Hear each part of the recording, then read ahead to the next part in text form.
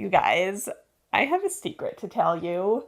The entire time, all 6 years that I've been doing this channel, I have had an ultimate goal, and that is to get featured in the New York Times. And today, it actually happened.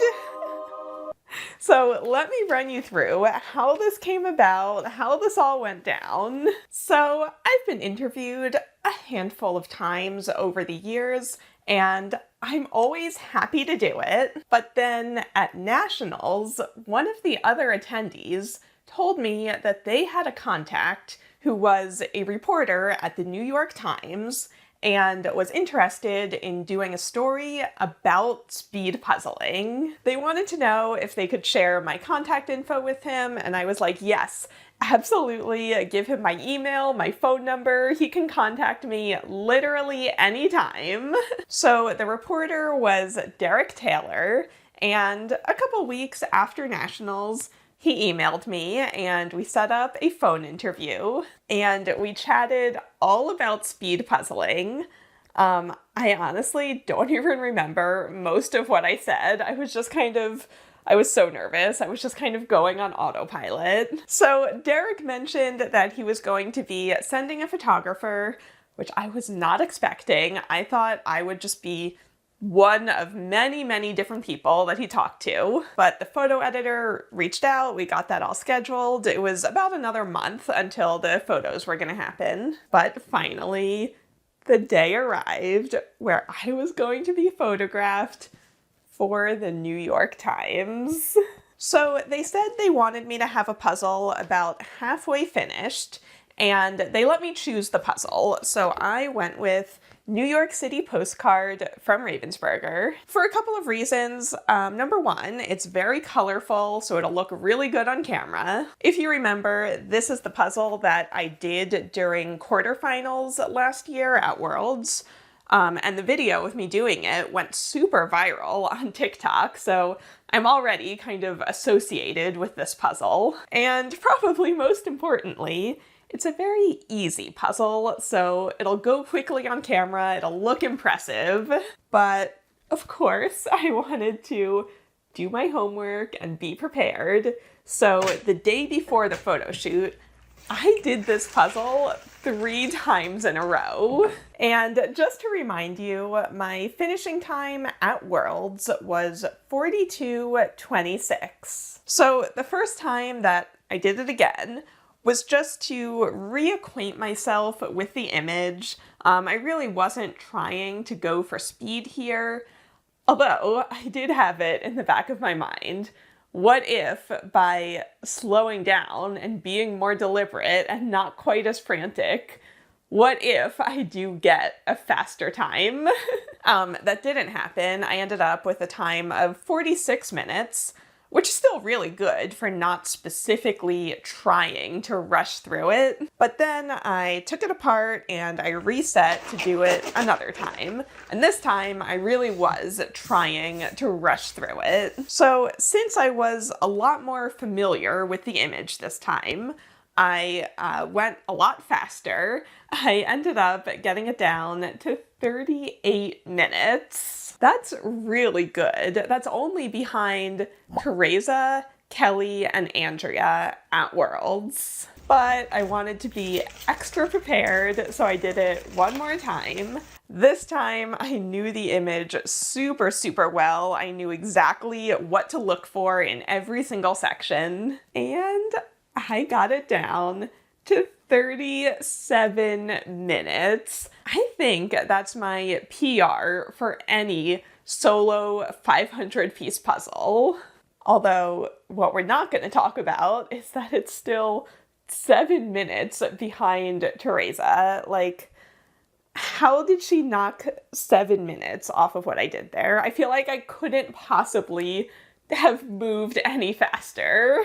But anyway, the next day, it was finally time for the photo shoot. All right, today is the day that I'm being photographed for the New York Times.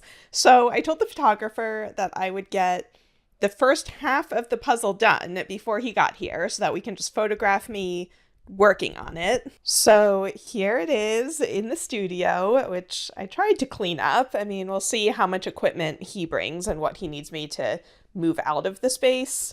But there was my time from yesterday, my top PR ever, 37 minutes. Let's see if I can beat that today. Oh, goodbye, PR. And 3, 2, 1, go.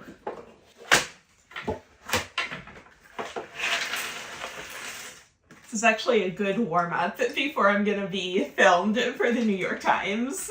So I had Morgan coming over to shoot all of the behind the scenes, and before she got there, I did the edge and I did a whole bunch of sorting. All right, I hit pause at 11 minutes because Morgan is coming over to shoot some behind the scenes, and I wanted to get her filming me putting all of this in place. So I actually did a lot more sorting and much more of a thorough sort than I would normally do. I'll be interested to see. I mean, I guess the time isn't really going to be right because I'm going to stop halfway through and then we're going to do some photos, but I might have to do this again after the shoot and see if doing a really thorough sort actually cuts down the time significantly. All right, Morgan is here, so now I'm going to do about another 10 minutes on this puzzle to get it ready for the photographer. I mean, we'll just have to see where I stop. I don't know. So I'm going to hit my time again. So if they show the timer in the photos, know that this is accurate. I actually did, like, time myself speeding through. Now there's pressure. When I was doing it alone yesterday, it was totally fine. That's how you got 37. You were like, this is a breeze.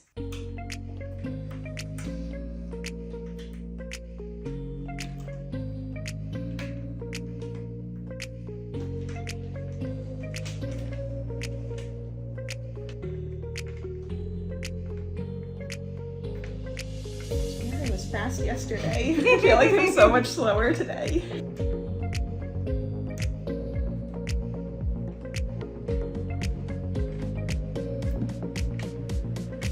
Okay, we're at 20 minutes and 30 seconds, I think. I mean, I actually tried to leave a little bit of like leftover pieces in each section so I can quickly get those into place. So yeah, I think that's probably good. Yeah, and this is legit. Like, I actually did speed it, so. You're getting the real experience. All right, and the photographer should be here in like 10 minutes, so I think we're good.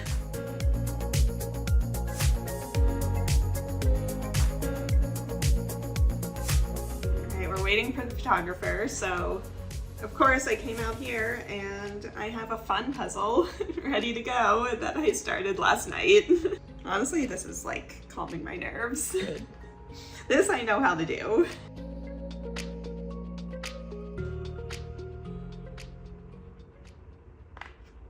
Okay, so then the photographer arrived. This is Emanuel Hahn. And he was so great. He was super interested in all of the puzzles in here.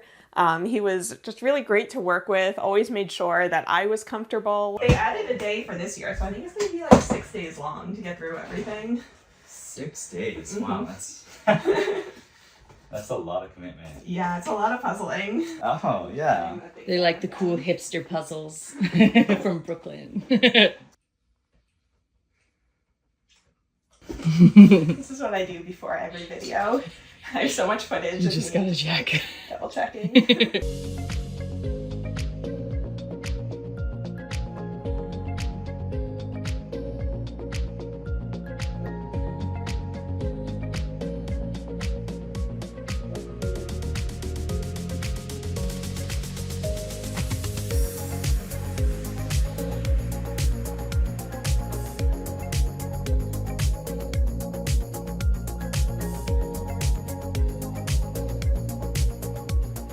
I see. Yeah. Yeah, I wasn't sure what framing you were getting. I'm kind of moving around. Like, do you want both of them open, or just this side, or just it always blocks the light, so it doesn't open any further than that? Okay. Film canisters like negatives. They do. People who are in the know will be like, oh, she is the brown one. Oh, really? So while we were shooting all of this, I had no idea which or how many of these photos would actually get used, and I wouldn't know until the article was released for everyone to see, which is unusual for me. Usually I'm completely in charge of everything that I release, but we shot so much stuff. We definitely gave the New York Times a lot to work with.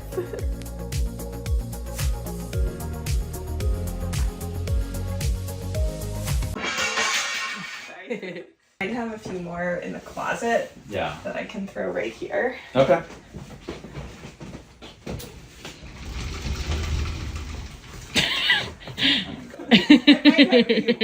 I might have, she says.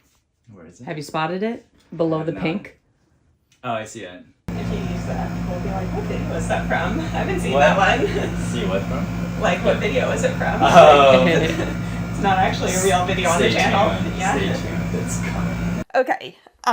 It was a little hard to see what was happening there, but basically he was taking a photo of me through the pull-out viewfinder of my camera. And that was especially meaningful to me because when I was a senior in college in 2011, we had a senior yearbook and we each essentially got to art direct our own photo. Now, this was 2011. This was still very early days of social media and YouTube, but I already had a YouTube channel at that point. So for my photo, we did a picture of me through the pull-out viewfinder. So I can't believe that 13 years later, we're doing this exact same photo, except for the New York Times. So, okay, after we had finished all of the photos, he set up a video camera to film me finishing the puzzle.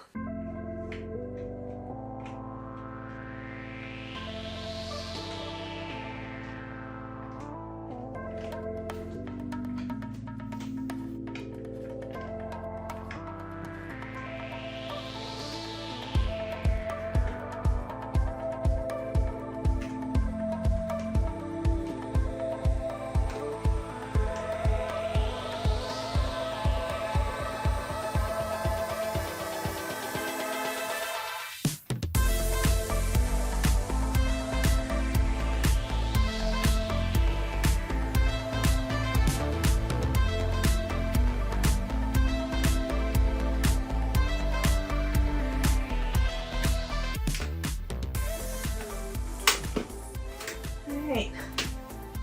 I felt slow. I did it faster yesterday. Yeah. That was faster than most of your other times. Yeah, 35 or 38:05. Nice.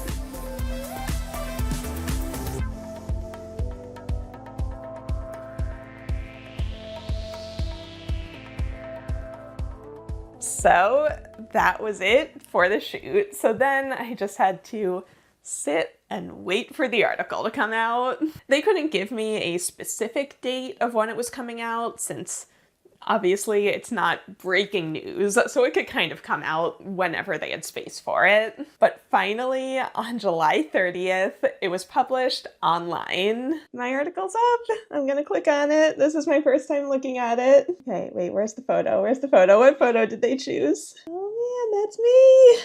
Oh, there's Alejandro. Miss Cavett, one of the sport's most familiar figures, has built a sizable following on social media. Oh, what quotes did they use? Oh no, I forgot what I said.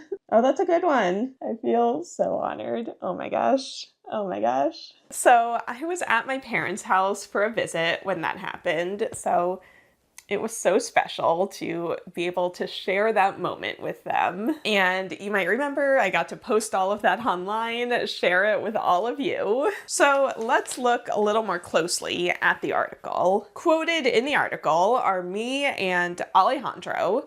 I mean, obviously, they also have a photo of him. But then there's also Alfonso, who runs the World Jigsaw Puzzle Federation. I'm so glad that they talked to him for this article because he puts in so much work into creating worlds, and he definitely deserves all of this public credit. So then they also talked to Anne Williams, who is the foremost jigsaw puzzle historian. I just got to meet her in person for the first time at Puzzle Parley, and her book about jigsaw puzzles was a huge inspiration and resource back when I was first starting this channel.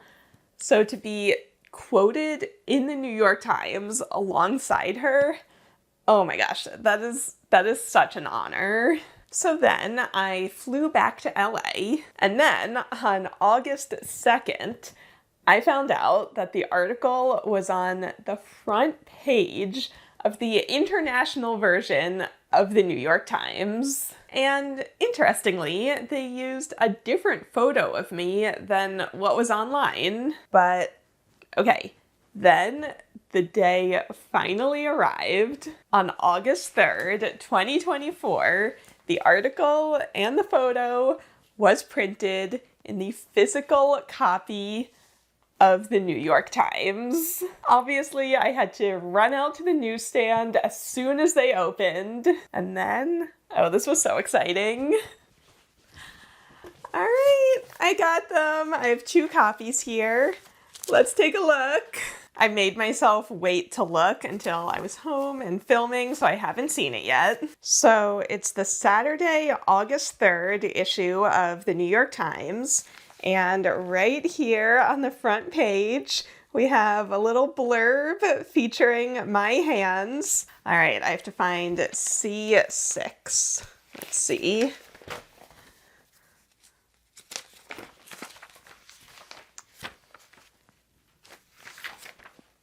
This is all A. This is C, arts. Okay, the arts section. Oh my gosh, there's me again. So we're looking in the arts section, and right here we have another little teaser. All right, it's the next page. This is it. Oh my gosh, this is it. Nope, I totally skipped the page. Hang on. Okay, here we go. Oh my gosh, that's us. So here it is. Alejandro posted this photo on Instagram, so we can see the color version online. And then there's me. It's the same photo that they used on the website. That's so exciting. I can't believe I'm in the New York Times. Oh my gosh, oh my gosh, oh my gosh. So, okay.